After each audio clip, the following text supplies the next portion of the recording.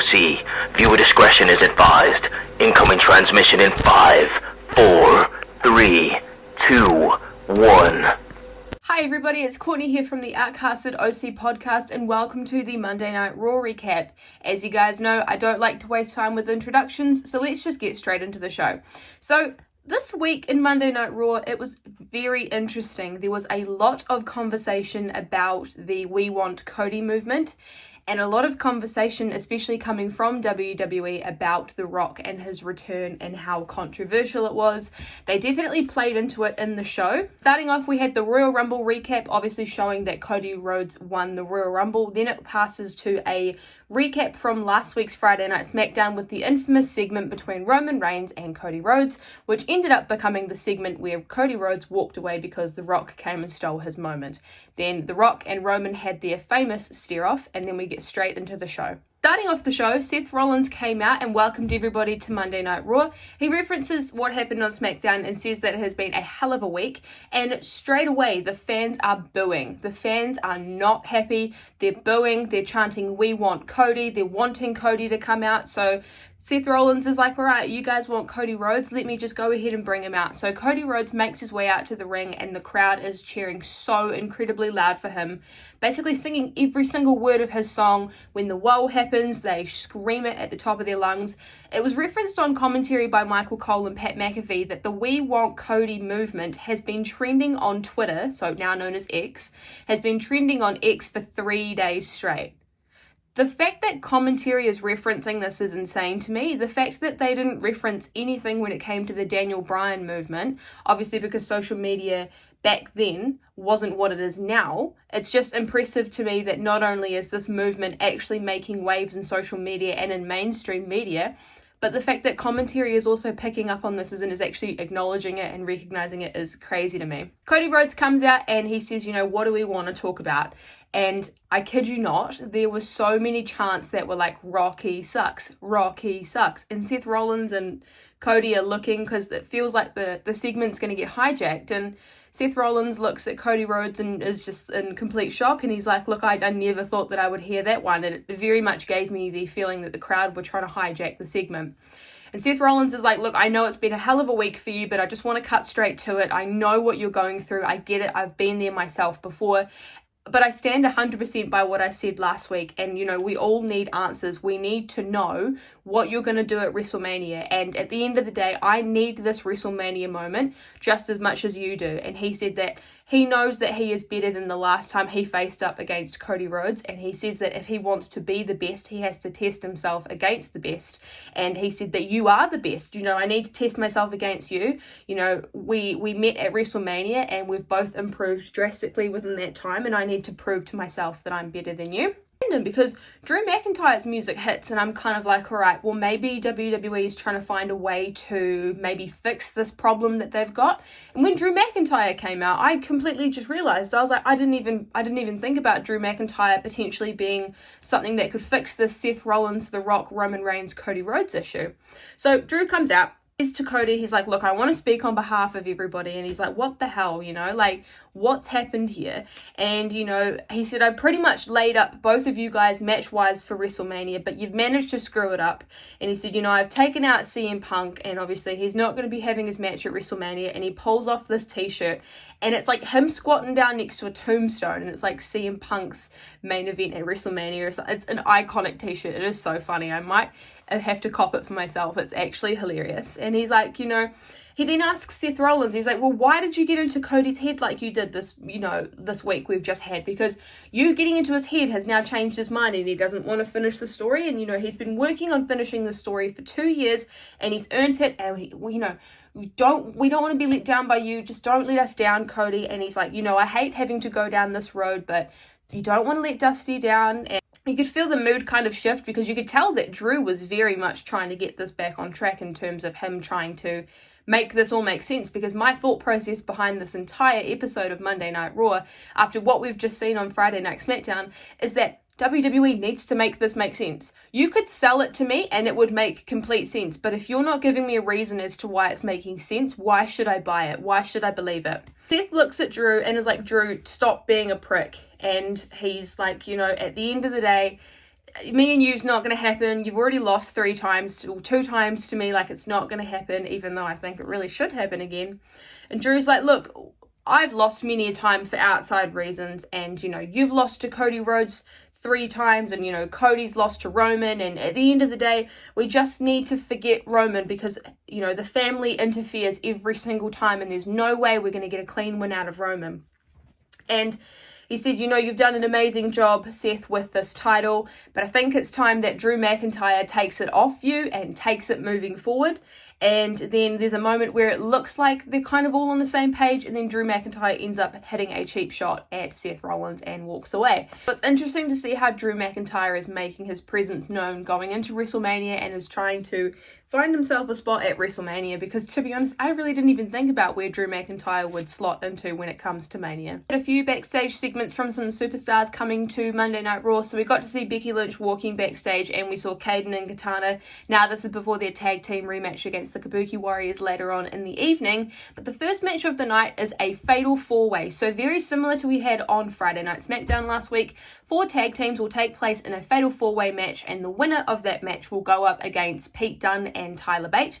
Obviously, they were the respective winners from that fatal 4-way bracket, and the overall winner will get a tag team opportunity to go up against the Judgment Day at Elimination Chamber in Perth. So the teams that we had were the Creed Brothers, DIY, Imperium, and the New Day. This match, I kid you not, was a very long match, but it was very action-packed, so much stuff going on. A lot of the teams were working really well together. Everybody was working so well in terms of individually as well too. A lot of great moves and great sequencing coming in here.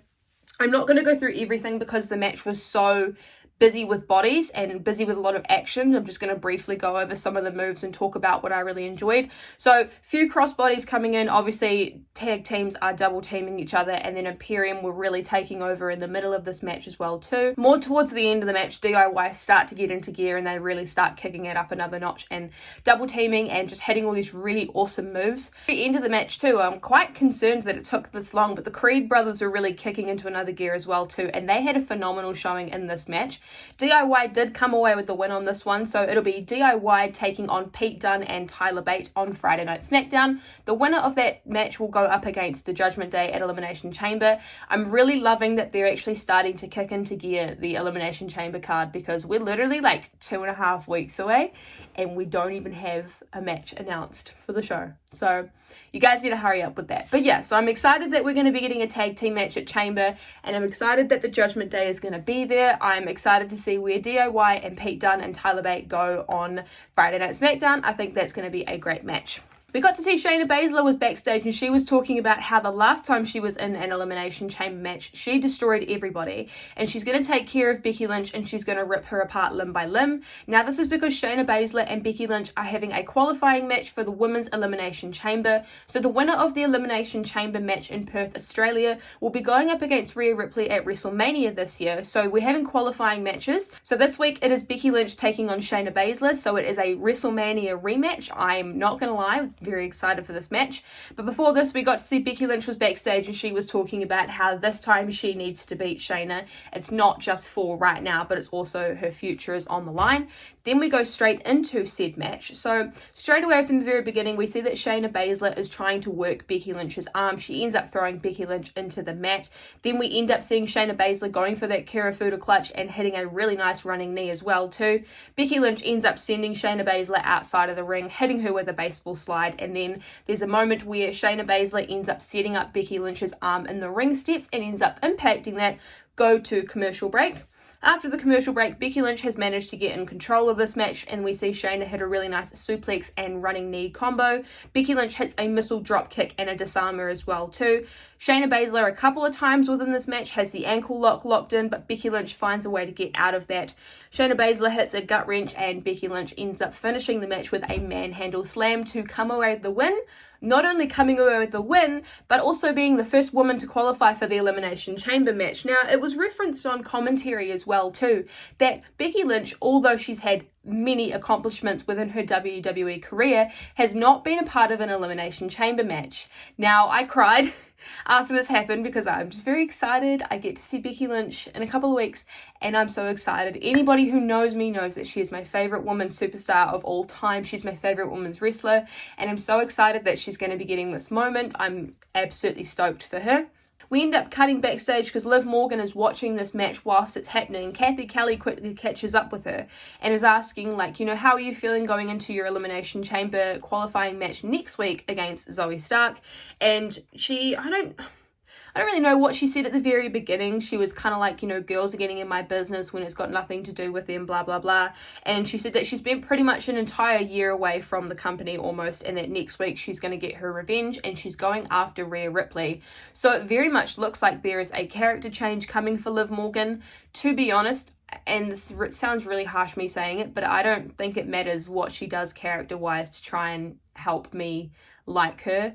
I just don't vibe with her. I don't know why that is. I feel as though there are wrestlers within the industry that people love and people don't like, and that's totally fine. I think Liv Morgan is just one of those people for me. I just don't really vibe with her and what she does. I'm sure she is a lovely person, but I just don't really vibe with her as a wrestler. And that's after catching up with Kathy Kelly, we end up having a few more backstage segments, so let's quickly smash those out. We got to see Shinsuke attack Cody Rhodes after a live event match, which obviously sets up their bull rope match for later on in the main event. And we got to see Adam Pearce is arguing backstage with Drew McIntyre. Now, he's obviously upset with him after what happened in the ring, and Adam Pearce is now telling Drew McIntyre, like, you know, Seth Rollins is not medically cleared to go ahead and compete, and you might see there's a couple of zeros gone from your bank account because you've just been fined. And then there's a TV in there. And Rhea Ripley just comes out and makes her entrance, and Drew's like, look, it looks like you need to get your business underway. Like, you need to start doing your job properly. So Rhea Ripley looks absolutely furious. She makes her way out to the ring. She storms out. She comes out, grabs the microphone. She goes ahead and says, look, I'm not even upset that Becky Lynch has qualified for the Elimination Chamber. You know, this has got nothing to do with Becky Lynch. We want to go ahead and talk about matches. She said that she wants Nia Jax in the ring right now and she wants to rip her head off. And then Adam Pearce comes out and is like, look, this is not the time for this. We're not doing this right now. I'm happy to give you Nia Jax, but you're not going to get her now. You're going to get her for the women's title and it's going to be at Elimination Chamber, and ask if that works for her. Let's just get this business underway and stop messing about. Nia Jax just making an absolute beeline for Rhea Ripley, and they get into a brawl in the ring, and Nia ends up finishing Rhea off by hitting the Annihilator. To be honest, I don't really mind this match. I think this is going to be a great match going into Elimination Chamber for Rhea Ripley to defend the title at. Obviously, home crowd advantage as well too. And I think this will be a great way for her to keep busy before WrestleMania as well too. We haven't seen Nia and Rhea in a one-on-one capacity. I think this is going to be a really good decision. Couple more backstage video segments, so let's quickly go through those. We got to see a reminder or recap of Bayley making her decision from Friday Night SmackDown, ultimately where Damage Control ended up falling apart and she ended up turning on Io Sky and challenging her for the women's title at WrestleMania. Then we end up seeing the Kabuki Warriors are backstage. They're getting ready for their rematch for the women's tag team titles against the previous champions, Kaden Carter and Katana Chance, to a mixed tag match. Now this is Akira Tozawa and Maxine Dupree from the Alpha Academy taking on the Viking Raiders, so Valhalla and Ivar. To be honest, I really didn't pay any attention to this because, as you guys know, I hate the Viking Raiders. I didn't pay attention to this match because I really just didn't think it was worth it. Akira Tozawa deserves better, and this was just a really lackluster match for me. Viking Raiders came away with the win. Can we please just move on to something else at this point? We end up seeing a recap segment from R-Truth and the Judgment Day from last week. Now, this was when the Judgment Day actually kicked R-Truth out of the faction. Then it cuts to the Judgment Day clubhouse. Now, everybody's back there, and Damian Priest and Finn Balor are talking about Pete Dunne and Tyler Bate and DIY, kind of figuring out, you know, which team's going to be better to go up against at Elimination Chamber. Dominic Mysterio comes in and goes, you know, Rhea Ripley's not happy, but she needs to get her women's division back on lock. JD ends up saying Nia's got her work cut out for her for sure, and that obviously JD is going to be handling The Miz tonight. R-Truth comes in and is trying to act all happy-go-lucky and like nothing's changed and pretending that everything's normal. Finn Balor's like, look, I literally cannot with him. Like, Damien, this is on you. Like, I'm going to bounce out. Dominic ends up leaving because JD ends up needing to get ready for his match. And so Damien is trying to, like, diffuse the entire situation with Truth.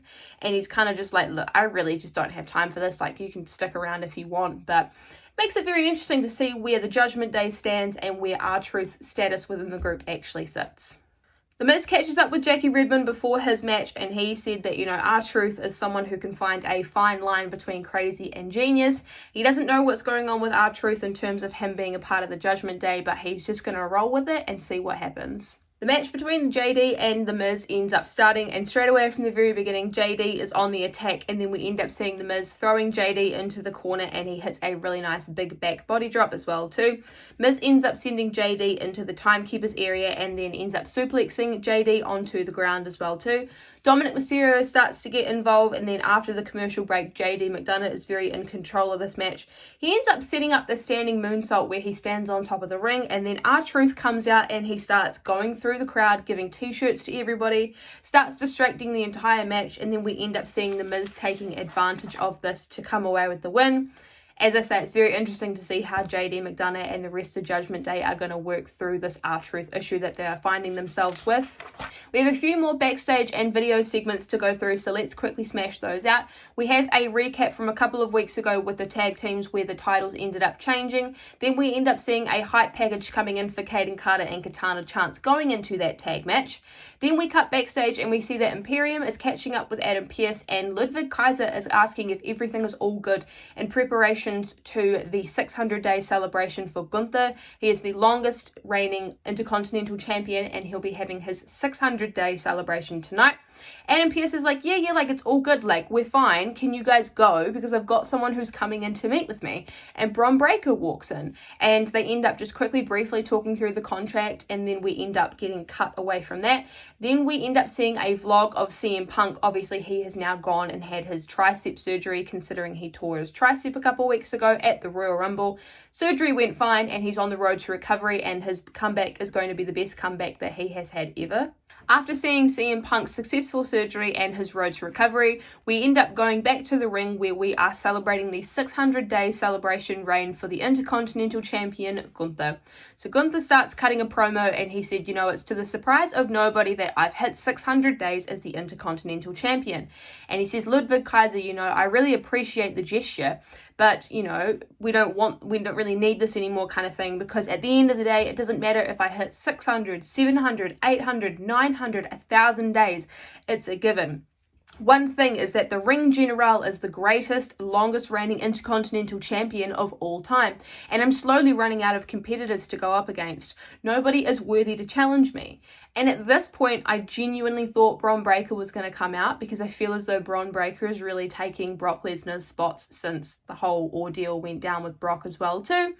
But we end up seeing Main Event Jey Uso come out. So Jey Uso comes out and he's like, look, Main Event Jey is in your city. And Gunther looks at him and goes like, the last time I saw you, man, I eliminated you from the Royal Rumble. I mean, no disrespect. And Jay says, no disrespect, Us. I see the work that you're putting in as the longest reigning Intercontinental Champion, and like, it's no disrespect, you're doing a great job. Gunther's like, look, man, I appreciate that. And I get it, this is coming from me. You're one of the most decorated tag team wrestlers in history, the longest reigning tag team champions. But unfortunately, you only had to do 50% of the work to get there. Unlike you, I've done this all on my own. And Jey Uso looks at Gunther and is like, look, do you guys want Jey Uso to be your new Intercontinental Champion? Like, say yeet if you want that, because 2024, sure, I haven't won singles gold yet, but this is going to be my first year where I do win singles gold and have a singles title reign. And Gunther looks at him and goes, it's been 15 years and you're finally now stepping out of the shadows of your family. And he said, you're not the first person, and you definitely will not be the last person to ride on my coattails. And he said that he will beat him down worse than his family members did, and that, the last time Jey Uso got beaten down like that was when they couldn't tell him and Jimmy apart. And then we end up seeing Jey Uso hitting a spear, Imperium come and attack Jey Uso, New Day come out and make the save. So later on in the evening, it's actually made official. We're getting a 6-man tag team match next week between Imperium, the New Day, and Jey Uso. This will be a lot of fun. I'm really enjoying this. Up backstage to a promo segment from Shinsuke Nakamura, and he's like, Cody, look, you want to fight me so badly, and you think that the bull rope match is your advantage. If anything, you're just going to embarrass your entire family, because obviously that's your family's creation, is the bull rope match. And he said, the whole we want CODY movement's happening, we want CODY, we want CODY. No, I want CODY and I want to beat CODY. So it's interesting to see where Shinsuke's mind is at going into this match. I cut back to the ring and we are having the rematch for the WWE Women's Tag Team Champions. Now this is the previous champions, Kaden Carter and Katana Chance, taking on the Kabuki Warriors, so Kairi Sane and Asuka. Straight away from the very beginning, Asuka is on the attack and we end up seeing Asuka and Katana working really well. They have really great in-ring chemistry during this match. Both Kaden and Katana end up double teaming the Kabuki Warriors outside of the ring, and then we end up seeing Kairi and Kaden. There's a little moment when they're a little bit out of sync with each other. Maybe the timing was just off, I'm not too sure. But then Katana ends up getting in and she gets fired up and we see her end up doing a back stomp onto Kairi. Asuka and Kairi end up double teaming the other team and we end up seeing Kaden and Katana hitting the after party. Now this gets the 2 count. We see the Kabuki Warriors end up double teaming Kaden Carter and Katana Chance, and then Kairi hits the insane elbow to come away with the win. The Kabuki Warriors have retained the tag team titles. Now I'm really hoping they have a longer reign with this because I'm really enjoying them being back as a tag team. We got to see a video segment from earlier on in the day where Sami Zayn was sitting inside the stadium and he's just sitting in the seats kind of just watching everything go by. And Jackie Redmond's like, look, you've been here for quite some time. I kind of want to sit down and talk with you. There's a lot of adversity going on with you at the moment. And Sammy is like, look, I've just been really reflecting on the last year. And, at this point last year, I was at the greatest spot that I've been within my career. And, nothing felt like it could get me down. And obviously when I lost against Roman, nobody knows this, but Triple H said to me, like, you're like Rocky. You don't necessarily win the first match, but you can, you win overall. And I've got nothing to be down about. And if anything, I like being an underdog. I like being a contender, but I really want to become that champion as well too. Now we hit the main event, which is Shinsuke Nakamura going up against Cody Rhodes. And now this is a bull rope match. I feel like we haven't seen one of these in a very long time. And this was a really good match. It was quite short, but it definitely served its purpose, to say the least. So from the very beginning, before they end up getting tied up together in the bull rope, Shinsuke Nakamura ends up kicking Cody Rhodes in the head. Then we end up seeing Cody Rhodes hitting a big right hand to Shinsuke. Shinsuke goes into the crowd with Cody on the rope, and then we end up seeing Shinsuke attacking Cody Rhodes' shoulder. Shinsuke ends up standing on Cody's head and he uses the rope as a weapon as well too. Cody ends up getting on top of the pace in this match and then ends up reversing this into a figure 4 and follows this up with a really nice power slam and a Cody cutter as well too. We see Cody Rhodes end up hitting some right hands and follows this up with the bionic elbow as well. Shinsuke Nakamura ends up catching Cody Rhodes with a really nice kick, and then Cody Rhodes ends up hitting a pedigree. Shinsuke ends up misting Cody Rhodes, and then we end up seeing Cody Rhodes hitting 2 cross. Then we end up seeing Cody Rhodes getting misted by Shinsuke Nakamura and follows this up by hitting 2 crossroads to come away with the win. So Cody Rhodes won in the bull rope match, and then out of nowhere, Drew McIntyre runs out to the ring and just starts attacking Cody Rhodes for no reason.